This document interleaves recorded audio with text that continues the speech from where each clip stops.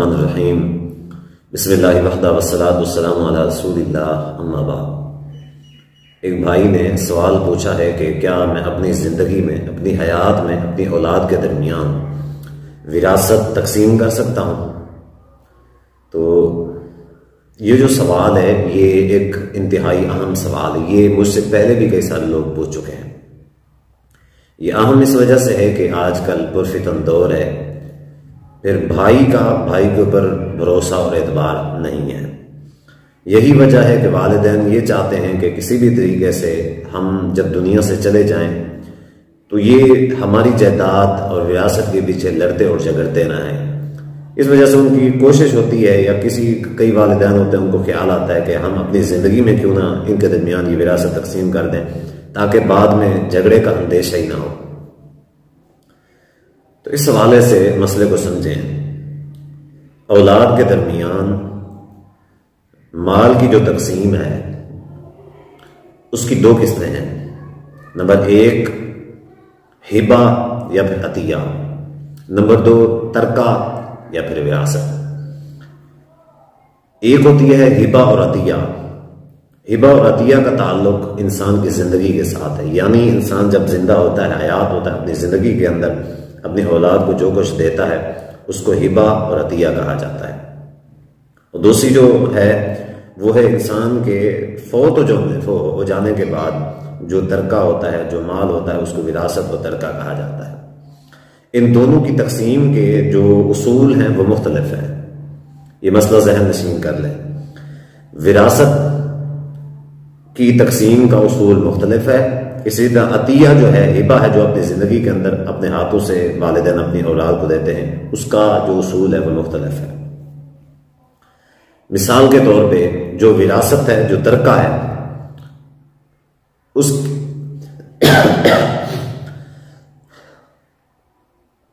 اس کے لیے جو اللہ تعالیٰ نے اصول بنایا ہے وہ اصول یہ ہے کہ للذکر مثل حظ الانثیین، کہ مرد کو 2 عورتوں کے برابر حصہ ملے گا۔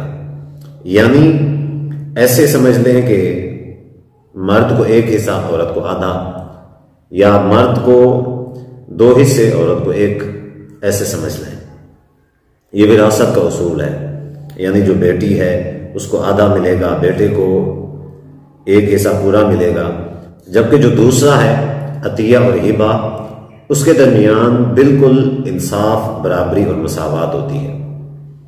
مساوات کرنے کا حکم ہے۔ صحیح بخاری کے اندر حدیث ہے کہ سیدنا نعمان بن بشیر رضی اللہ تعالیٰ فرماتے ہیں کہ میرے والد مجھے نبی صلی اللہ علیہ وآلہ وسلم کے پاس لے گئے اور کہا کہ اللہ کے رسول گواہ ہو جائیں، فلاں والی میری جو جائیداد ہے میں نے اپنے اس بیٹے کو دے دی ہے۔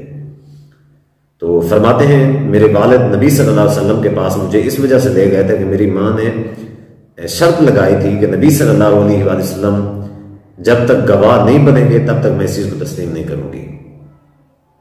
تو فرماتے ہیں میرے والد نبی صلی اللہ علیہ وسلم کے پاس آئے اور عرض کی کہ اللہ کے رسول فلاں جو جائیداد ہے میں نے اپنے اس بیٹے کو دے دی ہے۔ تو نبی صلی اللہ علیہ وسلم نے پوچھا کیا آپ کی اور اولاد ہے؟ تو عرض کی جی ہاں اولاد ہے۔ اب نے فرمایا آپ نے جتنا اس کو دیا ہے اتنا ویسا یا اتنا ہی باقی اولاد کو بھی دیا ہے؟ تو عرض کرنے کے لگے کہ نہیں دیا۔ تو حدیث کے الفاظ ہے کہ نبی صلی اللہ علیہ وسلم نے فرمایا کہ لا اشہد علی جور، میں ظلم کے اوپر گواہ نہیں بنتا، ناانصافی کے اوپر گواہ نہیں بنتا۔ گویا کہ نبی صلی اللہ علیہ وآلہ وسلم کے نزدیک مساوات جو ہے وہ انصاف ہے ساری اولاد کے درمیان۔